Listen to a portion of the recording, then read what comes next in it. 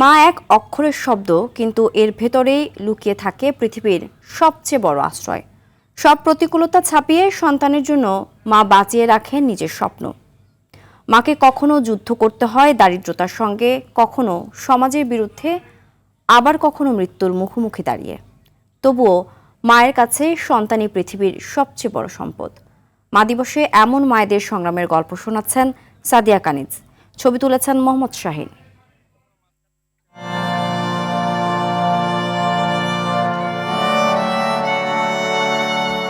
গর্ভে ধারণ থেকে শুরু করে আমৃত্যু সন্তানকে আগলে রাখার এক অমোঘ ক্ষমতা মায়ের। সন্তানের স্বার্থে মা আপোষহীন, তবু আজও সমাজে মায়েরা অবহেলিত আর নিগ্রহের শিকার।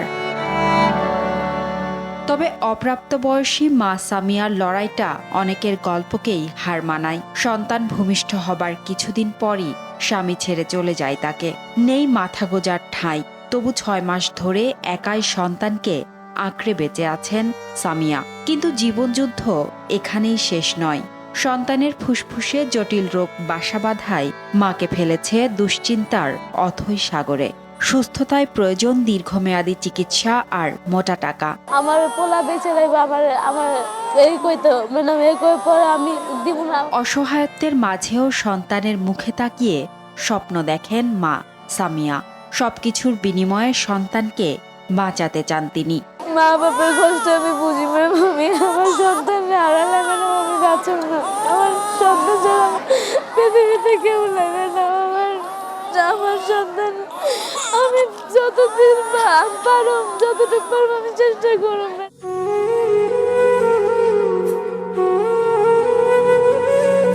জিয়াসমিন নামে এই মায়ের গল্পটা ভিন্ন।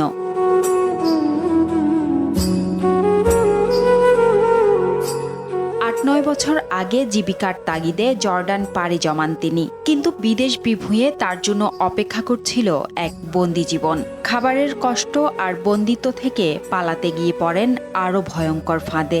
জোর করে অনৈতিক কাজে বাধ্য করা হয় তাকে। প্রতিবাদ করায় জড়িয়ে পড়েন আইনি জটিলতায়ও। অনেক কষ্টের পর দেশে ফিরে জানতে পারেন তার গর্ভে বেড়ে উঠছে এক নতুন প্রাণ। অবিবাহিত অবস্থায় সন্তান, সমাজ তখন আঙুল তুলেছে। 7 মাসের সন্তান নষ্ট করতে নানা উপায়ে চেষ্টা চালায় স্বজনরা। দেশে এসে দিই বাবু 7 মাস, মা ওই কে জান না। আব্বা বলছে ফকির কাছে যা, ওয়ের কাছে যা, পরে আমি। কিন্তু জিয়াসমিন সিদ্ধান্ত নেন সব অপমান ও প্রতিকূলতার বিরুদ্ধে গিয়েও সন্তানকে পৃথিবীর আলো দেখাবেন। আজ তার কন্যার বয়স 8 বছর। ছোট্ট সেই মেয়েকে ঘিরেই এখন জিয়াসমিনের পুরো পৃথিবী।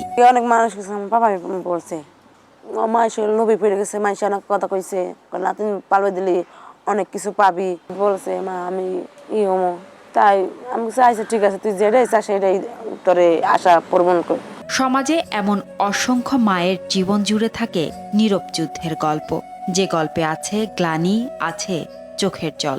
মা দিবসে প্রত্যাশা সব মা পাক তার প্রাপ্য মর্যাদা ও অধিকার।